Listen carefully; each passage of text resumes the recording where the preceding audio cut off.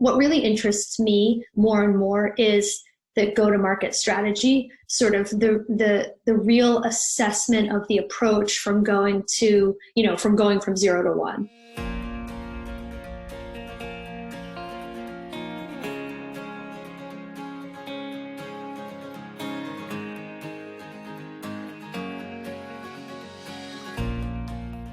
Well, we've survived another week, and the strange life we're experiencing now is, of course, having a big impact on Insurtech and scale-up companies, investments and investors. So I was delighted to have the chance to talk recently, this was recorded on Friday, the 27th of March, to Ruth Foxe Blader from Anthemis. Ruth has an extensive career as an investor in both insurance and now working with a VC. And she's working with many well-known companies and entrepreneurs. We covered a whole range of topics, and of course a pandemic was one of them, but there's a lot to learn here about the opportunity within and around insurance and technology and the themes that large-scale investors look for, as well as some top tips on how they assess their potential investments. I hope you're still managing to keep fit and stay sane. This is Matthew Grant from InsTech London, and here is Ruth Foxe Blader.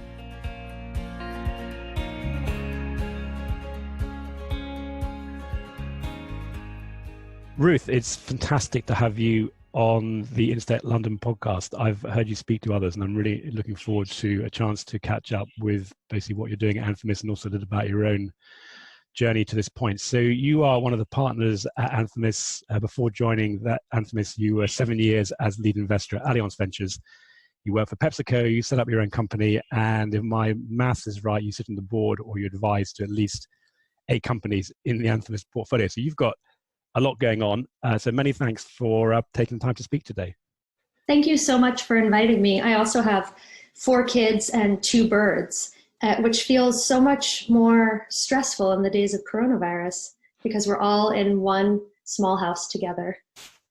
Well, I did notice in your bio, it said you like to spend as much time as possible outside. So I guess that's not really possible just now, is it?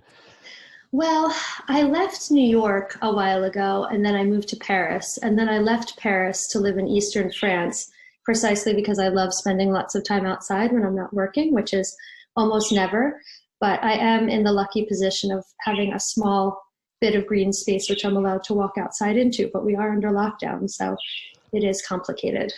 It's tough. Well, I can hear the birds in the background. We've had seagulls. What kind of birds have you got? Because we like to make sure we name check everybody on our podcast. Oh, yes. So the birds are 2 budgies, both of whom at about a year interval showed up at my house for some unknown reason, and I put into a cage. Good. Okay. Well, at least you've got some live wildlife to look at whilst you're all cooped up. So Ruth, Anthemis is, of course, one of the most well-known investors in financial services companies. I think you've got about a third of your 100 or so companies are involved with insurance. You've been going over 10 years. So clearly you've got a lot of experience personally and through the organization in this area. But can you share some of your specific investment theses that help you define the investments you look at and who you actually invest in? Absolutely. So Anthemis has been operating for about a decade. We are sector-focused, global leading fintech investor. And we are thesis-driven. So we do define areas that we believe will be impactful. I think a few of the underlying themes that we believe in are really that collaboration between the financial services industry and startups will drive innovation in the sector. We're looking for companies that are going to make positive change in the sector, and we really look for diverse teams which are addressing new problems. One of the other things I noticed you've done is released a white paper on embedded finance, which I thought was really interesting, this idea about how the finance part's actually seamlessly integrated into transaction. And I particularly like the fact that you mentioned it's zero sum, meaning there's value for both providers and their customers. But could you talk a little bit more about that, and also which industries you see that being most relevant for? I think a fundamental part of our thesis at Anthemis is the concept that finance is the nervous system of the economy, and insurance particularly is fundamental to every industry and every subsector of the economy. Therefore, we find companies which are relevant to financial services, which other people might not consider sort of fintech companies.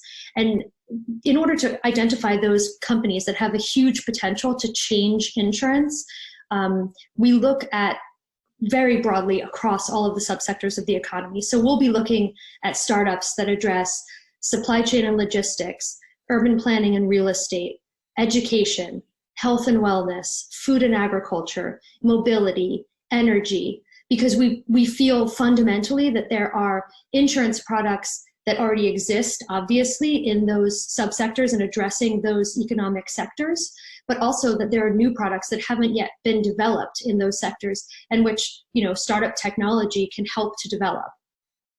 So if I understand that correctly, it sounds like you're looking for organizations that might not themselves necessarily thought about going into insurance. They're still at early stage. So you work with them and then you sort of help them understand the opportunities in insurance and get the benefit of having a large portfolio of companies. You can potentially look at some partnerships and collaboration as well. Is that my correct in how I'm understanding that? Yeah, I think that Anthemis has had a really good track record of taking companies that don't necessarily identify themselves as financial services companies or fintech startups and helping them to see the finance angle in what they're doing. Yeah, it's always interesting the language that's used between the US and the UK. And I came across an article that said 20 fintechs are going to blow up for 2020, and one of your companies, Stable, was mentioned in that. Of course, when I read it, actually, it was I think it must be a US definition of blow up, which is good, as opposed to a European version. So I guess they're an venture is high risk. You never know. No, just kidding. Yeah. But that's a really interesting company. Can you just talk a bit about what Stable does? Because they're in the agricultural business, aren't they? Yeah, they are. So Stable is looking at helping the food sector with its exposure to volatile prices.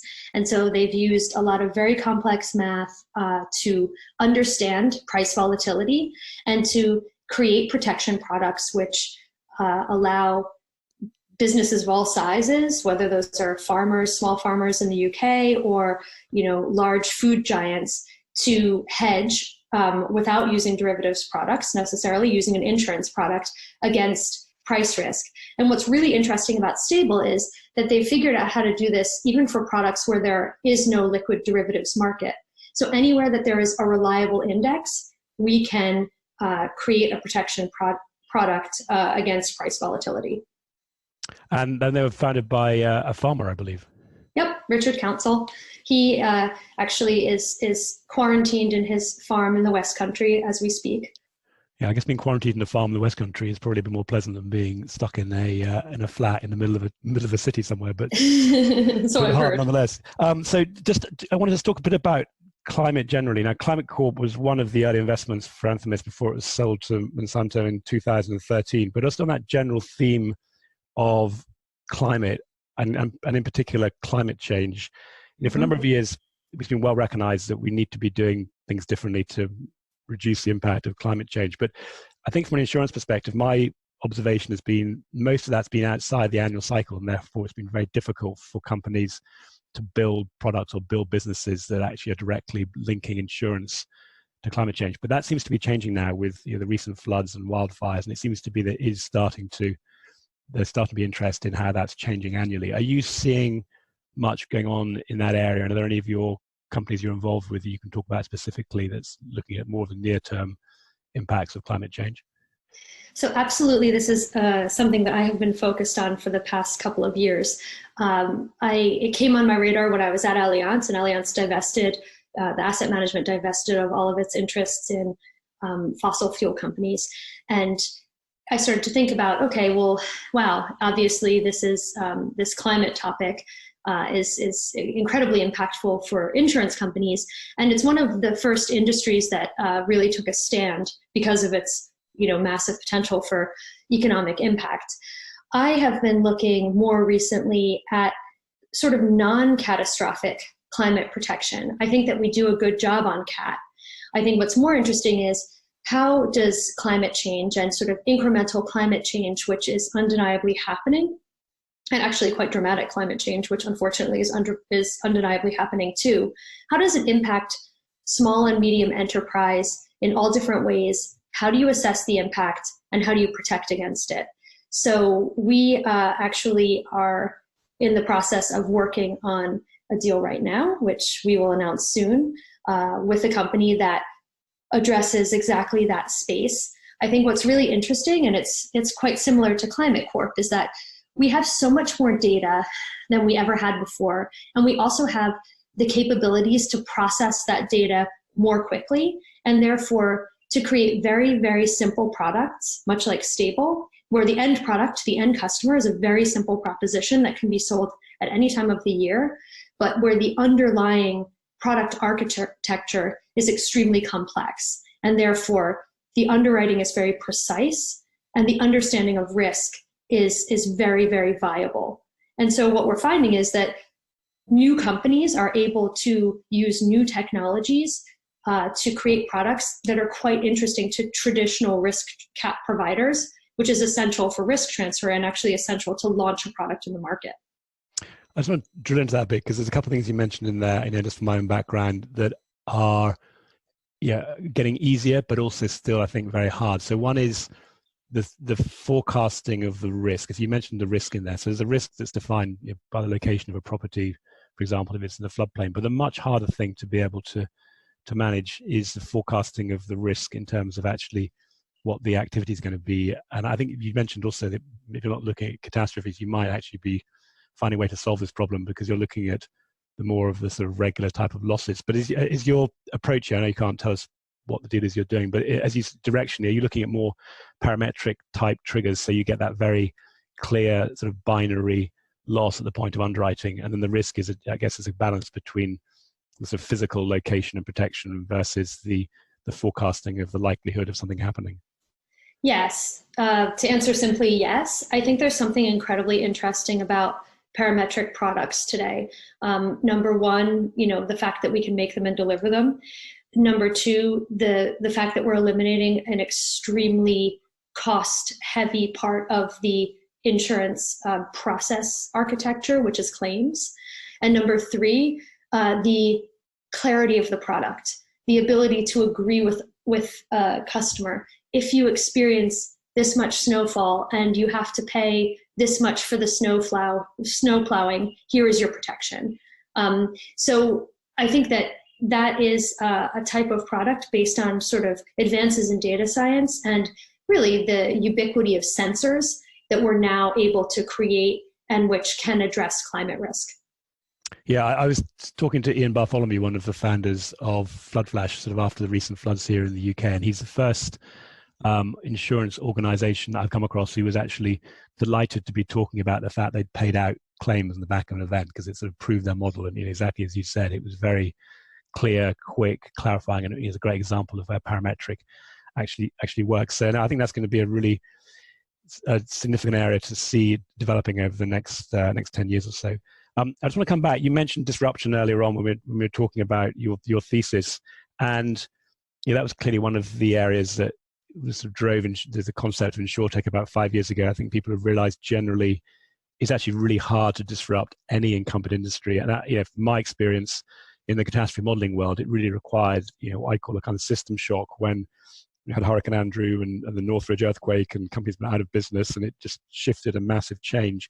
So, but when you're looking at your own investments, and we're going to talk about the pandemic in a minute separately, but how do you see that balance between the requirement for some kind of external shock to drive change versus the ability to sort of incrementally drive change through with the companies that you're investing in? Well, I think it's a good question because it's a very thorough question. It kind of maps to the way that I have looked at fintech over time. I mean, I think that we saw fintech really take off in kind of the, sort of fired in the crucible of the financial crisis, and a lot of interest in cryptocurrency and digital currencies, and also in challenger banks and sort of breaking up the existing system really came about because of this monumental shock to the world economy and sort of the financial system as we knew it. At the same time, I think that it's very difficult, as you identified, to build a full stack challenger company, whether it's a bank or an insurance company, because it requires so many different components. There's a capital layer, which is extremely challenging to build via equity as a startup. There's a sort of risk or underwriting layer, and then there's a distribution layer. And incumbent financial institutions have advantages typically in one or more of those areas. That said, I love entrepreneurs. I am a strong believer in innovation, and I believe that we will see some disruptive companies succeed. By and large, the startup success in financial services is a story of collaboration, where either a balance sheet is acquired from an incumbent institution, or underwriting capability, or the distribution channels or capabilities. So I think that what we really look at are companies that understand what they're good at and really know what their sort of special sauce is. And if they can expand that over time, great. But I would say expertise in at least one of those areas is essential to make a startup a kind of viable competitor in the financial services landscape. Yeah, that's just really helpful. So I'm going to come back in that in a second, just because I'm really interested to learn a bit more about how you assess your potential investments to the extent you can share it. But I'm thinking about some of the companies in your portfolio, like Flock, for example, where they're basically creating an entire new class of business with insurance for commercial drone operators. It's never easy getting a business out there, but my view is that if you create a business where you're creating a new revenue line for insurers, then you've got a better chance of getting in the door. And I think crypto is another example, although I think with cryptocurrency insurance or crypto wallet insurance, there's another new challenge emerging about the willingness of regulators and Lloyds to allow that. But I think the one that's is challenging that you sort of allude to is trying to break into an existing established area and provide data when there's already data out there, and the data essentially needs to change the way people price, which has got a much harder to do when you've got an established business. But just coming back to what you look for. So you've been doing this a long time now, and there's lots of information available on the internet, and some very good information about how companies should prepare pitch decks and what to avoid, and all the the obvious ones that I think we sort of know about. Not going in and telling the investor or the insurer that they're stupid. But I mean, you touched on a little bit of this, but I'm sure there are some things you see in people when they walk in the door, you first meet them, that you sort of get a really strong intuition that this is a company that's going to be worth, going further with, and gets you, either excited or just to the extent that you really want to do more with them. Can you sort of share what some of those characteristics are that you see? Sure. So I think Flock's actually an interesting example. You have an incredibly dynamic team, really sharp team, building a new business in a new space. So as you said, it's a bit easier in this very traditional industry to be addressing a segment of the market which maybe is too small for traditional incumbent companies to be interested in, and therefore there's a white space. At the same time, what Flock has built, quietly as they have, more and more deeply penetrated the UK commercial drone insurance space, is a quite incredible real-time risk engine and distribution capability.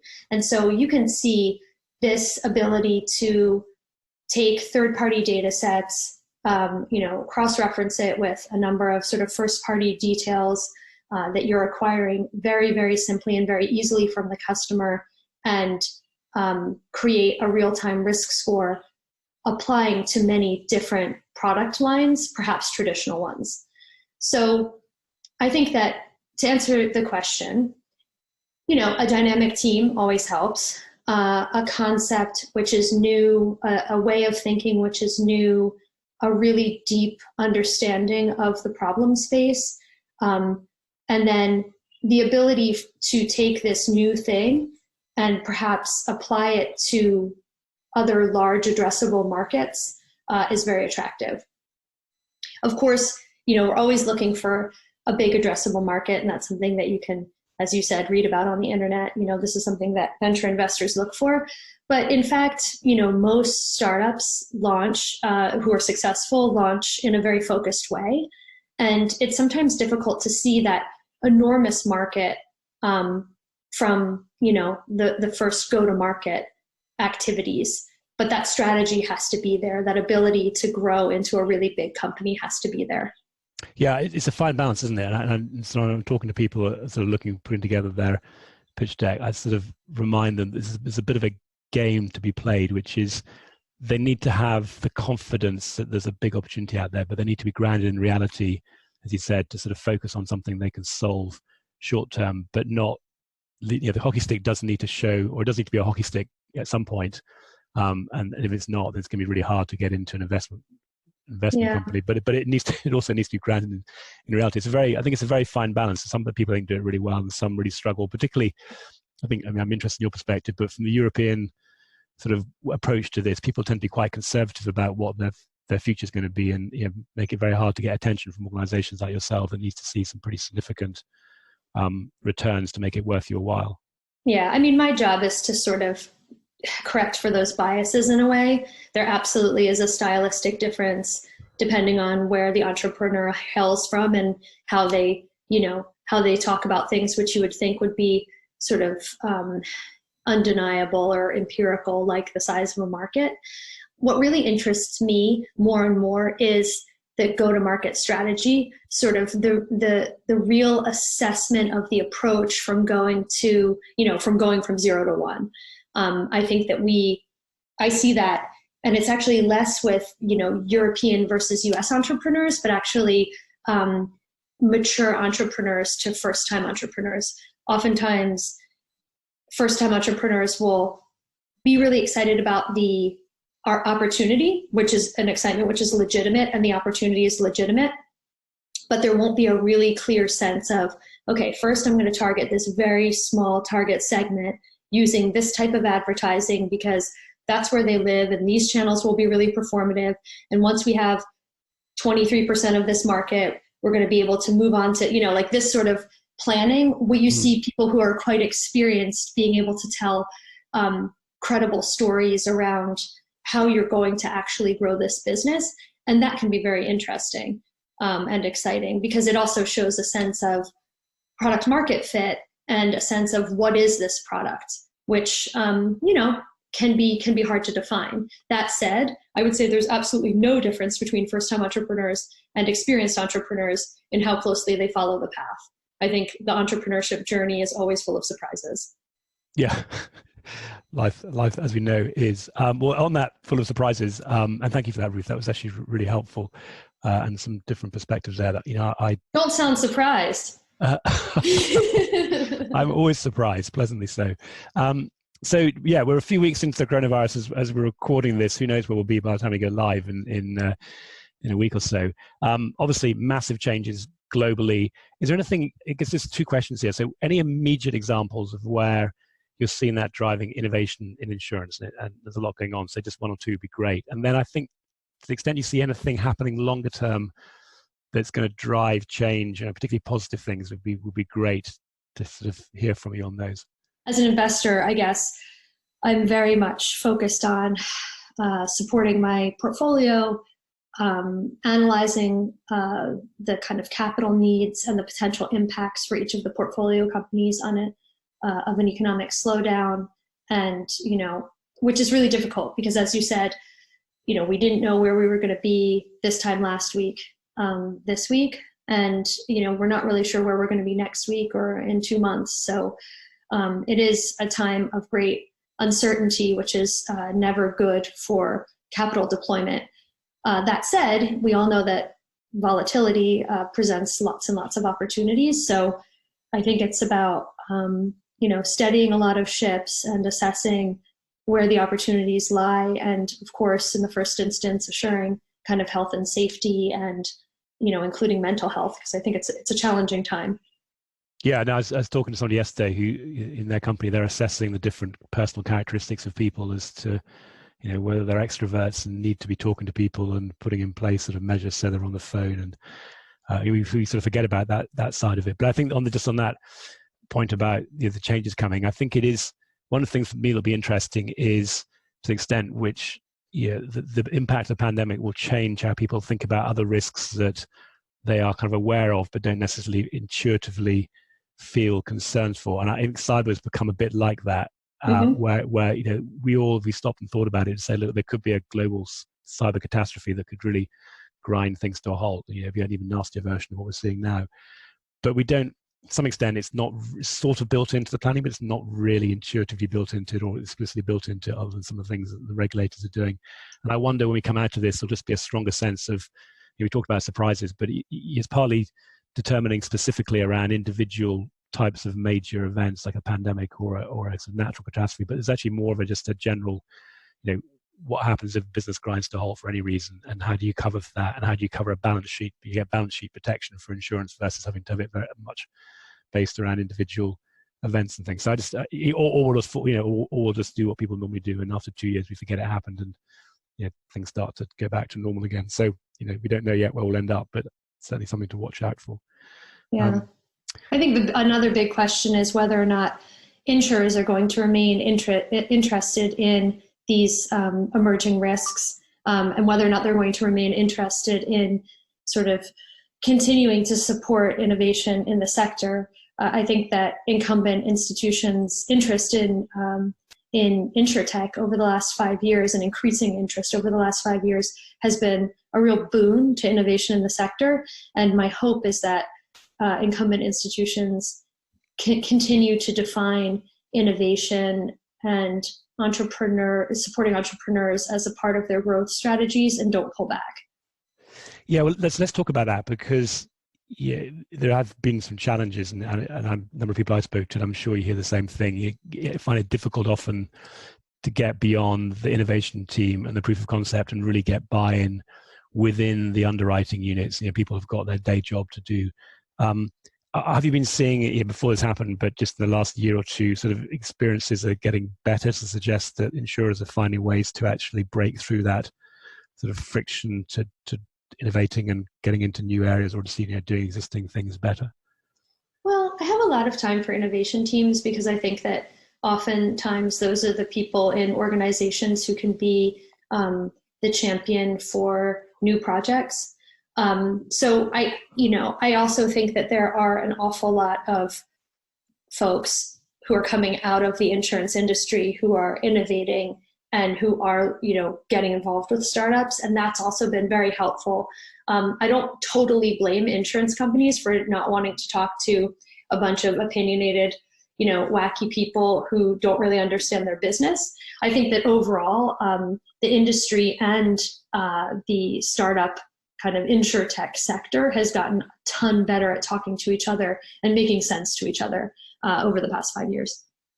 Yeah, no, good, because I think it's only that bit we've moved on from. But even today, or not today literally, but in the last few months, and I share your support for the innovation teams. I think there's some people there doing some really good things, but even the best ones, I think, find it hard to get time with the underwriters. So I think we'll be interested to see, to the extent that individuals and companies feel a personal responsibility, but also the organization gives them time to go and try out some of these new areas. So that I agree with you, but I do think there's also going to be the movement and fluidity now between people in the tech sector and people in insurance companies will automatically sort of allow for more and more change over time, because there's just the potential to have that champion, not just in the innovation team, but who is an underwriter because they've worked at a startup, or vice versa.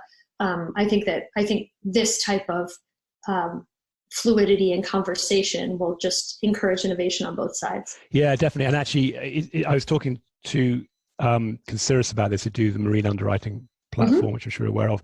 And what was interesting there, they are hiring underwriters sort of earlier in their career who are also actually really good analysts. So traditionally that might have been a challenge to get people that were sort of technically strong, but so now you get that combination of business knowledge, people knowing the people, but also knowing the analytics. So yeah, I can see there's just this time element here, which is you get greater and greater mixing between the two groups, and also with the help of organizations like yourself, more funding available so that scale-ups can pay people comparable wages and actually encourage them in. So yeah, I think there's just a natural driver there. One of the things I wanted to talk about was how these technology companies go to market, and in particular, so we touched on this a little bit, but the difference between an organization that can actually build its own stack, both technically and sort of go to market. So, Trov would be an example, or Trov is a good example from both perspectives. Flock, where they're actually able to go out there and sell and do the relationships versus where they have to work through a platform. And the reason I mentioned Trov as a good example is they've pivoted from selling an insurance product to now actually being the platform. But as you look forward, do you see more requirement on the one hand for technology companies to sell through platforms as opposed to going independent? And then do you see more opportunities on the platform side to help distribute the new technology? I guess I think about it from a customer need perspective.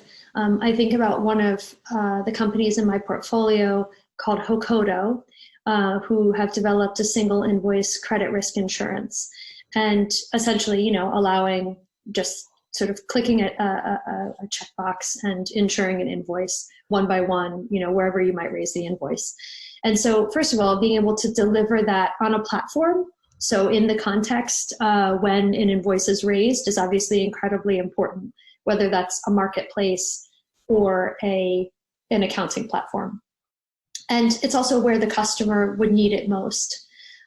So I guess I think about distribution from a customer need perspective. If you're creating an amazing product that either doesn't exist or is difficult to access traditionally, and you are delivering it to customers where they need it, I think you'll be successful. Whether you're delivering it through a traditional insurance broker, whether you're delivering it on an online marketplace or an accounting platform, whether you're delivering it at a car dealership, this is, again, kind of this concept of embedded finance. People have finance needs that they might not fully understand until they're in a situation where they, need to access a financial product. Okay, that's really helpful. So just before we wrap up, a couple more things. I noticed recently that you've announced a $90 million first close on a discretionary fund, the Anthemis Insurance Venture Growth Fund.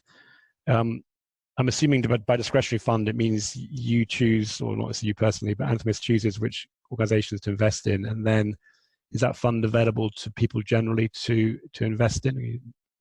Yeah, actually, so we're in the process of building an awesome syndicate of like-minded insurance companies who want to use venture investing to access the innovation ecosystem. And we are working together with our partners on identifying venture growth stage opportunities, which is pretty new for Anthemis. We're, traditionally known as an early stage investor, so typically pre-seed, seed, and Series A.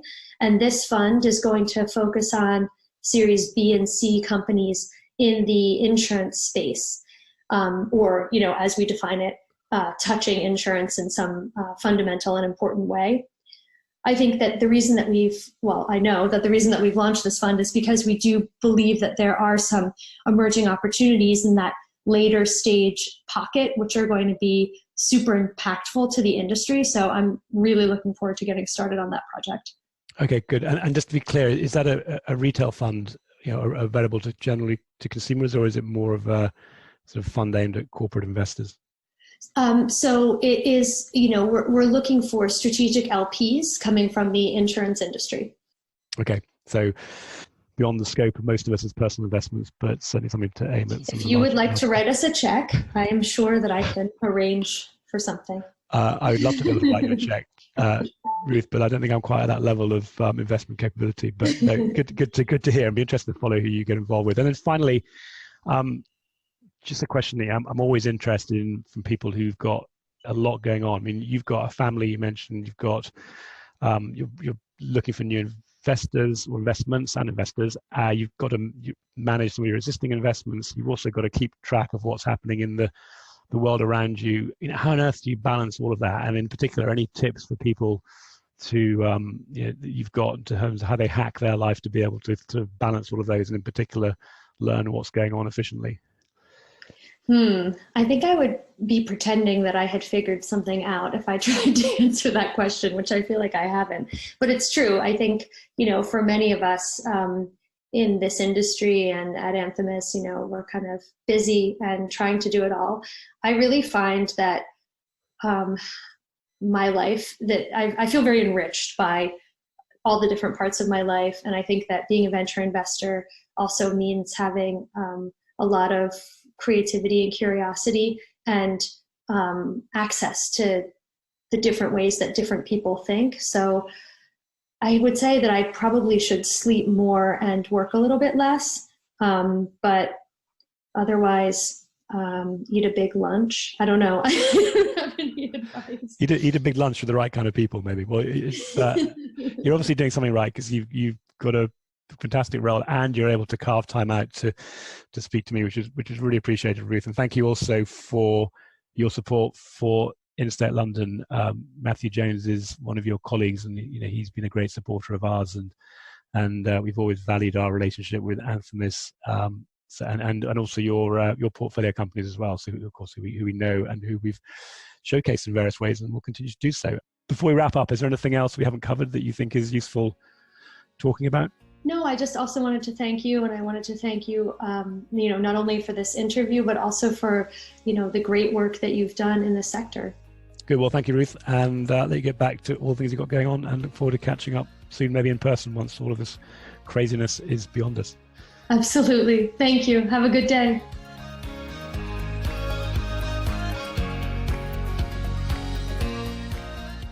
Well, I'm sure you found something useful in there. I did. Now, InsTech London is up and running despite the house arrest, and we're proving that the spirit of our face-to-face events can live on with a program of live but digital events coming to you soon. So check us out at www.instech.london if you haven't already found us. And finally, in case you're wondering about the budgies. Sorry, Ruth, sorry to jump in. I think the budgies are going to be a bit of a distraction, actually. We'll keep them in for the first part, but... Yes. I'm closing. I think you will not hear them.